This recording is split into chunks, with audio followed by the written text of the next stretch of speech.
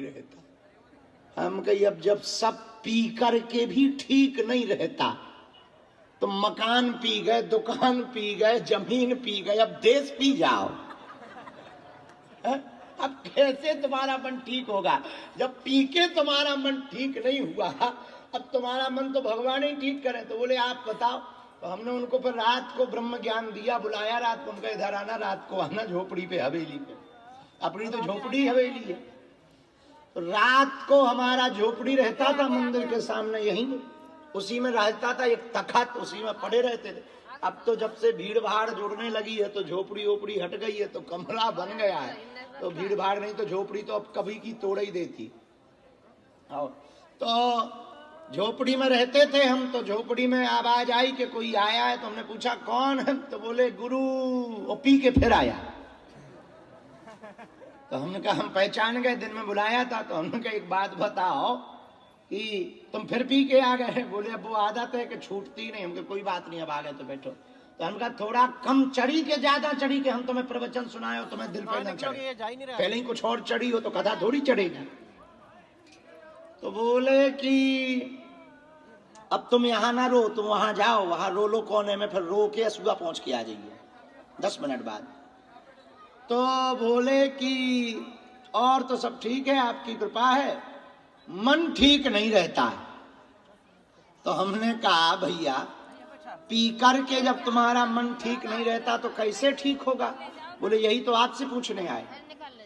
तो हमने उनको 1 घंटा प्रवचन सुनाया और हमने कहा सुनो,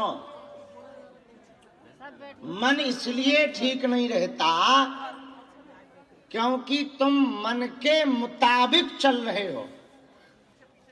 मन इतना खतरनाक आदमी है कि खाज और काम जितने खुजाओ उतना ही बढ़त है। खाज की आदत है, खुजली में बड़ा मजा आता है। भयंकर खुजली लगी हो और फिर कोई बात करे तो दिमाग खराब होता है, इतना रुक तो जाओ। और आहा पीठ की खुजली तो पूछो ही मत। और फिर ठंडियों में तो खुजली का अलग ही आनंद है। 9-10 बजे जब सूर्य चढ़ा आवे और हल्की सी खुजली हो, फुड़िया हो छोटी सी, और फिर खुजली खुजाने में जो मजा आता है, उस वक्त लगता दीवार से पीठ घिसते हैं।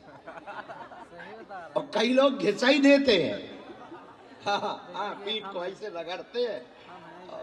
हमारे गांव में हमारे पिताजी को खुजली जब होती थी तो जनेऊ पहनते थे, तो जनेऊ रगड़ा करते थे। आओ तो हम देखते थे बाल्यकाल से, हम तो सीधे साधे आदमी तो देखते तो रहते ही थे सब। तो खुजली में कोई कुछ बोले तो दिमाग खराब होता है, पर खुजली खुजाने में आनंद देती है। पर जब खून निकल आए तब बड़ी कल्लाती है, चरमराती है, और फिर दिमाग खराब होता है कि कहां से खुजा ली। फिर दिमाग खराब होता है, कहां से खुजा ली। भाई कोई ठंडक वाला जेल लाओ।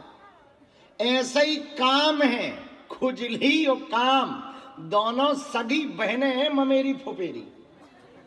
तो काम भी ऐसा ही है, जितना भोग भोगोगे उतना ही बढ़ेगा। हाँ, जितना भोग वासना तुम करोगे उतना ही ये बढ़ता है, घटता नहीं है। मन क्या कहता, अब और हो जाए, मन कहता और हो जाए। अकेले में ज्यादा गंदे विचार आते, भीड़ में कम आते।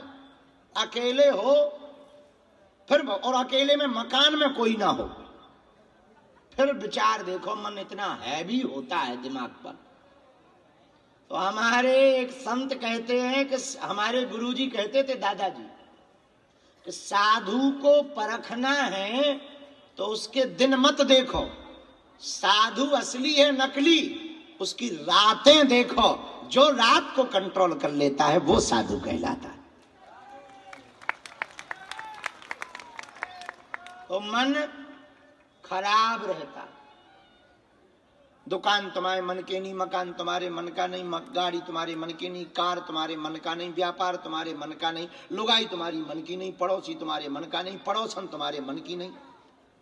एक बात बताओ, तुम्हारा मन तुम्हारे मन का है?